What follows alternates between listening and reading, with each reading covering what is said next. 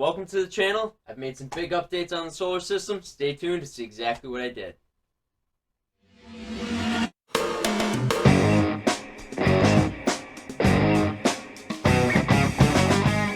So first we're going to start outside at the solar panels.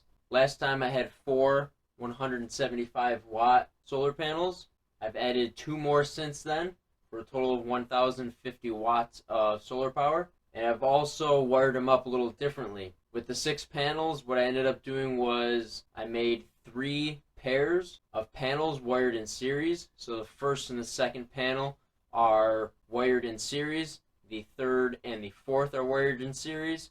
And the 5th and the 6th are wired in series. Those 3 pairs are then wired in parallel that come into the house using the same wiring as before. Other than the couple new panels outside, nothing else really has changed. If you want to see more video on that, check out one of my previous videos. Now let's get into the good stuff. Alright, and the power from that solar array is coming into this EP-Ever solar controller. So far I'm really liking this controller. The terminals and the available wire connections for other inputs is much more capable than the Renogy. And once the power goes into there, they are going to the battery bank. The battery bank is no longer a 12 volt system. I'm now running a 24 volt system. So I have 4, they're 12 volt, 200 amp hour Renogy sealed lead acid batteries. So these 2 batteries are wired in series, and these 2 batteries are wired in series, and those 2 pairs are wired in parallel together for a 24 volt system using all 4 of these batteries. And all the power going to and from the batteries goes through these 2 fuses, and I do have a emergency cutoff switch for any maintenance or anything I need to do on the system. So since I'm running a 24 volt system, I had to get a new inverter. So the first inverter I bought actually isn't even one of these. What I ended up getting was one of the Reliable Electric inverters. They got really good reviews on Amazon, a lot of sales, and they seem pretty capable for a pretty good price. So I picked one of these up, ordered one, and this is the 24 volt version, 3000 watt. Had this all wired up, was doing some testing, and put a 1500 watt electric heater on there, and I blew a MOSFET. I can show you exactly the issue.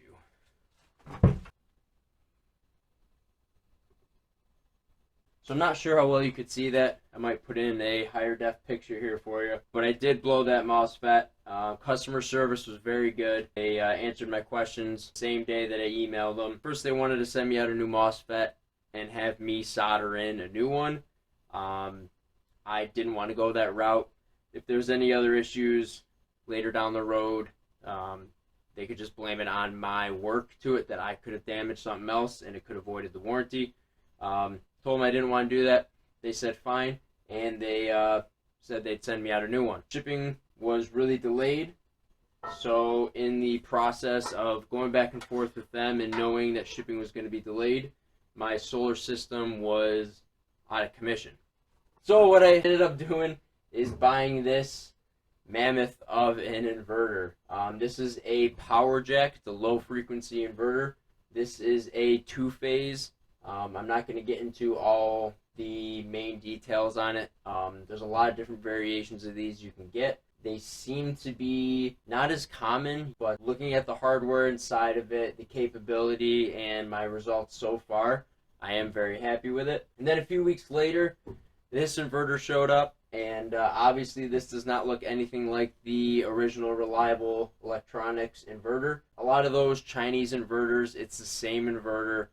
Different manufacturers or different brands just put their own casing on it and then resell it. But the fact that Reliable Energy sent me this one really just tells me that it is the exact same thing, just with a different housing on it.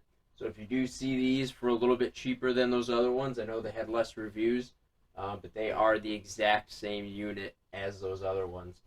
So right now this is just mounted up here as a backup, and I am running this one fully, and I'm only running it as a single phase right now because of the automatic transfer switch, and now I have the sub panel wired. So this system is very capable of running everything and more that I have currently on it. I definitely don't need this big of an inverter currently, but this definitely gives me the opportunity to grow in the future, especially with a two-phase. I can run that sub panel how it should be.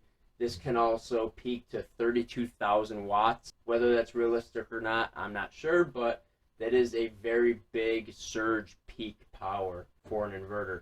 This inverter also does have a grid power AC to DC charger, so I can actually plug this in to an outlet that is grid power, and this will charge my battery bank if for some reason I'm without power or without sun and power for a long time and I need to run a generator even. I can plug that into a generator to top off my batteries and run my loads at the same time. Or if I ever just want to top off my batteries because I'm not getting a whole lot of solar, I can do that through this unit. I don't have to buy a separate battery charger for this. And that's all the AC output. Nothing else has changed up there with the automatic transfer switch and the sub panel. And the only difference I had to do for the DC side of it is because I'm running a 24 volt system now, I had to get a DC to DC converter. So I went from 24 volts DC to 12 volt DC. That goes up to there, and I got the switch panel up there that goes to the lights that are on right now, and I have some other lights and accessories throughout the house that run off that 12 volt system. So I've had this up and running for a few weeks now. Everything is working perfectly. I want to wait a while before I really start getting into reviews of these products. I'd like to get a year before I let you guys know really how these products worked out for me. But if you've got any questions, you want to follow along in the process and update, make sure you subscribe, give me a thumbs up, and I'll see you next time.